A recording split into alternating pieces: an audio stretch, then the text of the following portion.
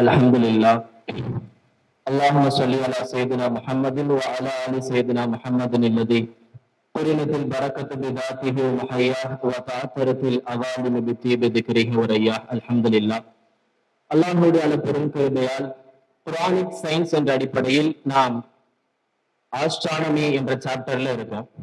இப்ப நம்ம வானவியல் சார்ந்த சில முக்கியமான தகவல்களை பார்த்து வருகிறோம். அல்ஹம்துலில்லாஹ்.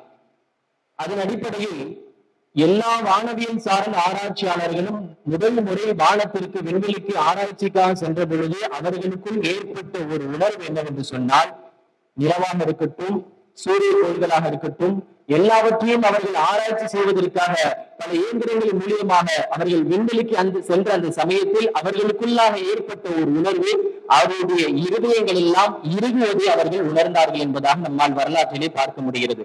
காரணம், அங்கே ஆக்சிஜன் கிடையாது. எனவேதான் அவர்கள் முதல் முறை சென்ற பிறகு மீண்டும் மீண்டும் சென்ற பிறகு அங்கே ஆக்சிஜன் இல்லை என்பதை கண்டுபிடித்த பிறகுதான் தனியாக ஆக்சிஜனை என்ன செஞ்சாங்க, எடுத்துக்கிட்டு போனாங்க.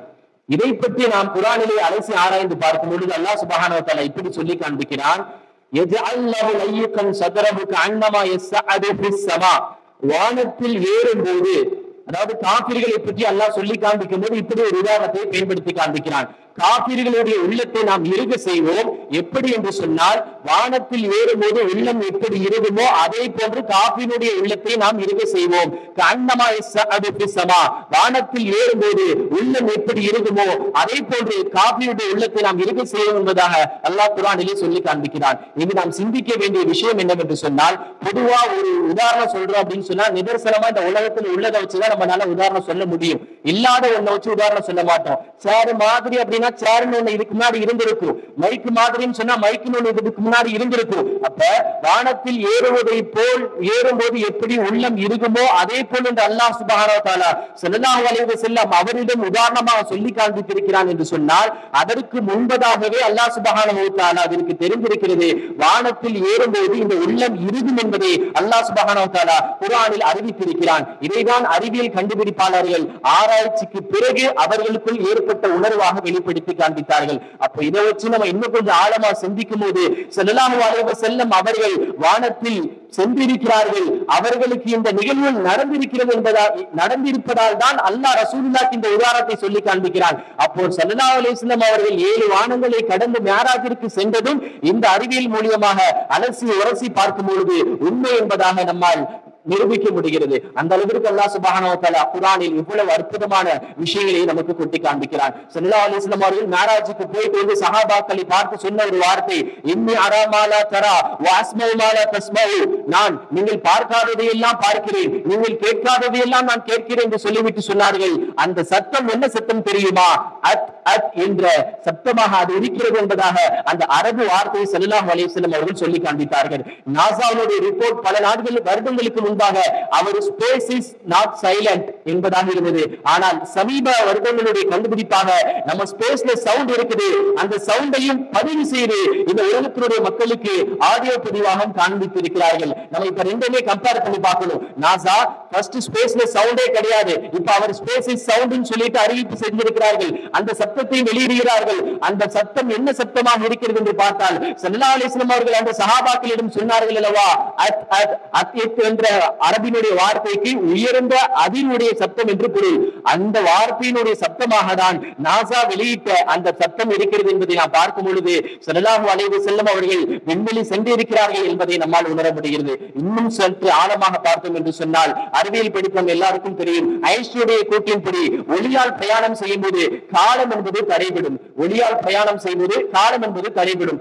என் கையில ஒரு டார்ச் லைட் இருக்கு, இந்த டார்ச் லைட்டை இந்த தரையில அடிக்கிறோம் அப்படின்னு சொன்னா, இந்த டார்ச் லைட்டுடைய ஒளி இந்த தரையில ஒரு நொடியில் என்ன செஞ்சிடும், பிரதிபலிக்க ஆரம்பிச்சிடும். இந்த தரை பக்கத்துல இருக்குது, அதனால இந்த டார்ச்சினுடைய ஒளி ஒரு நிமிஷத்துல ஒரு நொடியில பிரதிபலிக்குது. ஆனா என் கையில இருக்கிற இன்னொரு டார்ச் லைட்டை அந்த தூரமா இருக்கிற செவத்தின் பக்கம் அழுத்தணும் அப்படின்னு சொன்னா, அது கிட்டத்தட்ட குறைஞ்சது ஒரு 10 செகண்ட் ஆச்சு ஆகணும்.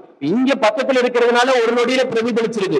தூரமா இருக்குன்னு சொன்னா ஒரு 10 நொடிகள் அதுக்கு தேவைப்படும். அது இன்னும் தூரமா இருக்குதுன்னு சொன்னா அதுக்கு ஒரு 100 நொடிகள் தேவைப்படும். தேவைப்படும். அப்படி நடக்குமான்னு கேட்டா கிடையாது. இந்த டார்ச் லைட்டுக்கு இங்க இருந்து அந்த ஒளி போய் பிரதிபலிக்க எவ்வளவு நேரம் தேவைப்படுதோ அதே நேரத்துலதான் எவ்வளவு தூரமா அந்த ஆப்ஜெக்ட் இருந்தாலும் அந்த ஒளி அவ்வளவு தூரத்துக்கு அங்கே போகும். 2 டார்ச் லைட் அட்டன் டைம்ல ஆன் பண்றேன், இங்க எந்த நொடியில போகுதோ அதே நொடி அதே சமயத்துல அந்த டார்ச் லைட் என்ன செய்யும், அந்த டார்ச் லைட்டினுடைய ஒளி அங்கே பிரதிபலிக்கும். காரணம் என்னவென்று கேட்டால் ஒளியால் பிரயாணம் செய்யும் போது காலம் என்பது தடைப்படுது. இதை வச்சு நம்ம இன்னும் கொஞ்சம் நம்ம வானத்துல பார்த்திருப்போம். சூரியன் நமக்கு பல மைல் கிலோமீட்டருக்கு அப்பாற்பட்டு என்ன செய்யுது, சூரியன் இருக்குது. ஒவ்வொரு நாளும் சூரிய ஒளி இந்த பூமிக்கு உதயமாகும் போது 17 பொதுவா ஒரு சூரியன்ல இருந்து ஒரு பொருள் இந்த பூமிக்கு வந்து அடையணும் அப்படின்னு சொன்னா 17 வருஷங்கள் ஆகுமா. ஏன்னா சூரியன் அவ்வளவு தூரத்தில் இருக்குது. 17 வருஷங்கள் கழிச்சுதான் ஒரு பொருள் இந்த பூமிக்கு நம்ம சேரணும். ஆனா ஒவ்வொரு நாளும் காலையிலே சூரியன் உதயமானதுக்கு பிறகு வெறும் 8 நிமிஷத்துல இந்த பூமியின் மீது சூரிய ஒளி படுகிறது என்பதாக அறிவியலுடைய கூற்று சொல்லப்படுகிறது. இதை வச்சு நம்ம பார்த்தோம் அப்படின்னு சொன்னா ஒளியால் பிரயாணம் செய்யும் போது காலம் என்பது தடைபடுது. சிந்திச்சு பாருங்க. அலம் நூறிலா கொள்ளுஷையும் நூறி ஸல்லல்லாஹு அலைஹி வஸல்லம் அவர்கள் மேராஜ் சென்றார்கள் என்று சொன்னால் ஒளியால் படைக்கப்பட்டவர்கள். ஸல்லல்லாஹு அலைஹி வஸல்லம் அவர்கள் சென்ற அந்த வாகனம் புராக் என்னும் வாகனம் ஒளியால் படைக்கப்பட்ட வாகனம். ஸல்லல்லாஹு அலைஹி வஸல்லம் அவர்களை கூட்டி சென்ற ஜிப்ரீல் அலைஹிஸ்ஸலாம் அவர்கள் ஒளியால் படைக்கப்பட்டவர்கள். எனவே இதை வைத்து நாம் சற்று யோசிக்கும் போது அந்த மேராஜ் என்னும் விண்வெளி பயணம் என்பது 100% நிகழ்ந்த உண்மைதான் என்பதை நம்மால் பார்க்க முடிகிறது. அப்போ பொதுவா இன்னொரு விஷயத்தை நம்ம யோசிக்கணும். பொதுவா நம்ம நடந்து போறோம்னு சொன்னா நம்முடைய ஹார்ட் பீட் ஒரு 60 இருந்து 100 இருக்கும். வேகமா ஓடணும்னு சொன்னா பயங்கரமா ஹார்ட் பீட் இதயம் படபடன்னு துடிக்கும். ஹார்ட் பீட் துடிப்பு குறைந்தபட்சம் ஒரு 100 இருந்து 200 இருந்தா மட்டும்தான் மனிதனுடைய பக்குவத்தால தாங்க முடியும். இப்ப ஒளியினுடைய டிராவல் ஸ்பீட் என்னன்னு சொன்னா ஒரு நிமிஷத்துக்கு 3 லட்சம் கிலோமீட்டர் ஸ்பீடுன்னு சயின்ஸ் சொல்லுது. அப்ப 3 லட்சம் கிலோமீட்டர் ஸ்பீடுல ஒரு மனிதன் டிராவல் பண்றான்னு சொன்னா அவ்வளவு ஸ்பீடுல வேகமா அவர் பிரயாணம் செய்யும் போது அவருடைய இருதயம் வெடித்து சிதறிவிட வேண்டும். அப்ப ஸல்லல்லாஹு அலைஹி வஸல்லம் அவர்கள் அவ்வளவு வேகமாக அந்த மேராஜிற்கு விண்ணுலகத்திற்கு வானுலகத்திற்கு சென்றார்களே, ரசூல் ஸல்லல்லாஹு அலைஹி வஸல்லம் அவருடைய உள்ளம் வெடித்து சிதறி இருக்க வேண்டும் என்ற ஒரு கேள்விக்கு விடை என்ன தெரியுமா? ஷக்கு சதுரு சாணி, இரண்டாவது ஷக்கு சதுரு சாணி என்பதாக ஸல்லல்லாஹு அலைஹி வஸல்லம் அவருடைய இருதயம் ஜம்சம் என்னும் புனித நீரால் கழுவப்பட்டு அதற்கு பின்பாக தான் ஸல்லல்லாஹு அலைஹி வஸல்லம் அவர்கள் மேராஜ் சென்றார்கள். அந்த சமயத்தில் அல்லாஹ் அந்த கோவத்தை ஸல்லல்லாஹு அலைஹி வஸல்லம் அவர்களுக்கு அந்த பிசாவின் மூலமாக கொடுத்திருக்கிறார். ஆக இந்த விஷயங்கள் எல்லாம் நாம் சுருக்கி பார்க்கும்போது ஸல்லல்லாஹு அலைஹி வஸல்லம் அவருடைய அந்த விண்வெளி பயணம் என்பது 100% உண்மை என்பதை நம்மால் புரிந்து கொள்ள முடிகிறது. அது அல்லாஹ்வுடைய நல்லடியார்களே, இன்ஷா அல்லாஹ் அடுத்த ஆயத்தாக அஃபலா யன்துரூன இலல் இப்லி கைஃப குலிகத் என்பதை பார்த்தோம். வ சமாய் கைஃப ருஃபியத் என்பதை பார்த்தோம். இன்ஷா அல்லாஹ் நாளை இலல் ஜிபாலி கைஃப நுஸிபத், மலைகள் எப்படி உயர்த்தப்பட்டிருக்கிறது என்பதை நீங்கள் அலசி ஆராய மாட்டீர்களா என்பதாக அல்லாஹ் கேட்கிறான். இன்ஷா அல்லாஹ் நாளை மௌண்டைனாலஜி மலை சார்ந்த விஷயங்களை குர்ஆனில் அல்லாஹ் எப்படி நாம் சொல்கிறான் என்பதை பார்ப்போம். வ ஆகிரு தஅவானா அல்ஹம்துலில்லாஹ். அஸ்ஸலாமு அலைக்கும் வ ரஹ்மத்துல்லாஹி வ